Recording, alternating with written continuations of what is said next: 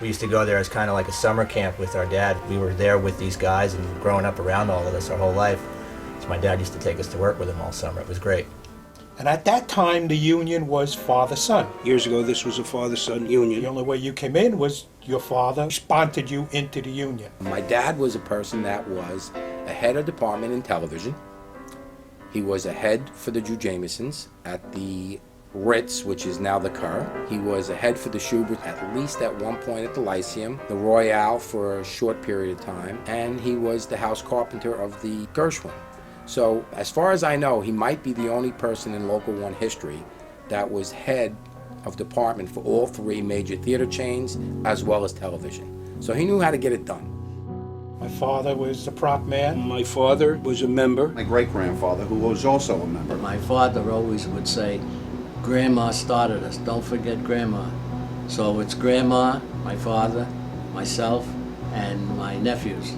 So that's four generations. A tenet that my father would often speak of when we were growing up is that Local 1 is a cradle-to-grave union. My relationship with my dad really didn't blossom or flourish until late in his life. It's hard working with your son because he was a pain in the ass when he was a kid. He was a pain in the ass when he got older. It didn't change. He wanted to, When my sons came to work for me, if I got a crew of 14, 15 guys and I got 4 of my sons, hey dad, from the balcony, dad.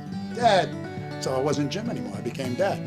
Now I'd be working somewhere else and everybody heard that he's now dad, he's not Jim anymore. And everybody in the business started calling me dad. Everybody went to visit their dads on weekends at Radio City Music Hall. We would always be playing on the stage, and then when the show was getting ready to start, they'd send us down to the cafeteria or something. And we'd be there all day with our fathers. My mother would take us down so that I could have dinner with my father. And my father would let me pull the curtain, then you hear, and now the Gaiety Theater is proud to present. I'd be like this, of course he would be. And I remember me standing in the wings. Traveler opens, bada boom, bada boom, bada boom. I'll never forget it. And it wasn't really until the last 2 years of his life. There was a bar where my dad and I would sit shoulder to shoulder like two buddies who were meeting for a drink and got to know each other. Those 2 years were very, very, very special to me and to him as well.